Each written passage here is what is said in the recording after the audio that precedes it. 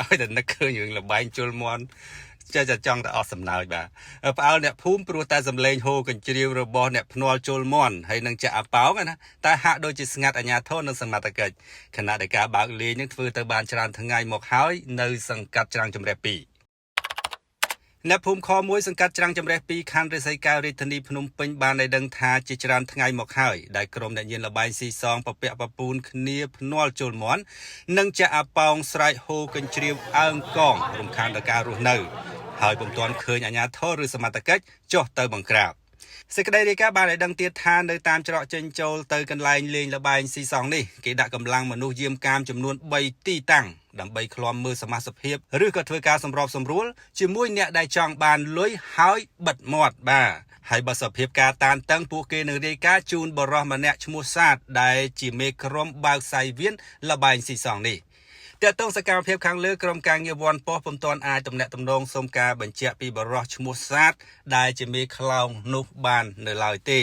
ចំណែកលោកហៀងថារ៉េតអធិការនគរបាលខណ្ឌរិស័យកែវនៅព្រឹកថ្ងៃទី24កុម្ភៈឆ្នាំ2026នេះក្រោយទទួលសារសំណួរនឹងរូបភាពពីក្រុមការងារវ័នប៉ុស្តិ៍លោកអធិការបញ្ជាក់ថានឹងបង្ក្រាប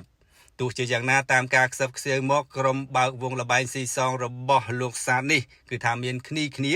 ដែលទទួលបានផលប្រយោជន៍អញ្ចឹងទេទំនងជាមិនអាចខាត់ខ្លួនជនប្រព្រឹត្តបាននោះទេលោកចិនប៊ុនធឿនអភិបាលខណ្ឌរិស័យកែវមិនទាន់មានការបញ្ជាក់ទេដោយក្រុមការងារវ័នប៉ុស្តិ៍នោះបានផ្ញើសារសំណួរទៅកាន់ Facebook របស់លោករួចហើយមិនទាន់ចូលមើលបាទនៅព្រឹកថ្ងៃទី24ខែកុម្ភៈឆ្នាំ2026ឥឡូវស្លេះព័ត៌មានខាងលើសិនព្រោះតែនឹកឃើញដល់លបែងស៊ីសងនោះចេះតែគិតទៅដល់ពាក្យស្លោកបុរាណណាគេថាឈ្នះមុខខ្លាញ់ចាញ់មុខខ្លាបញ្ហាហិង្សាបញ្ហាចោរកម្មដែលជាដើមចមនៃភាពអសន្តិសុខហើយក៏ជាក្តីបារម្ភសម្រាប់ទាំងអស់គ្នាដែរអញ្ចឹងហើយបានជាគោលនយោបាយភូមិឃុំសង្កាត់មានសមត្ថភាពរបស់ក្រសួងមហាផ្ទៃនឹងត្រូវបានកំណត់ឡើងរួចហើយបាទមាន9ចំណុចហើយចំណុចសំខាន់ទាំងអស់ហ្នឹងក៏មានចំណុចមួយហ្នឹងមានការហាម5មិនឲ្យមានការលេងល្បែងស៊ីសងខុសច្បាប់ផងដែរហើយគោលបំណងហ្នឹងគឺបង្កើនសុវត្ថិភាពសន្តិសុខនិងគុណភាពជីវិតរបស់ប្រជាពលរដ្ឋនៅមូលដ្ឋានចុះបើអ្នកខ្លះបានកទេធំបន្លំដេកគប់គិតឲ្យមានការបើកលេងល្បែងស៊ីសងខុសច្បាប់បាទមិនថាតែអាប៉ោងអ្នកខ្លះគេហៅថាអាចោជើងមួយបាទជលមន់លើដីកន្លែងខ្លះហ្នឹងមានដល់ជលមន់ផ្ទាល់បាទតាមអ៊ីនធឺណិតបើកឡូតូអ៊ីនធឺណិតអញ្ចឹងទៅកតុយលេខខ្លះគេហៅឆ្នោតយួន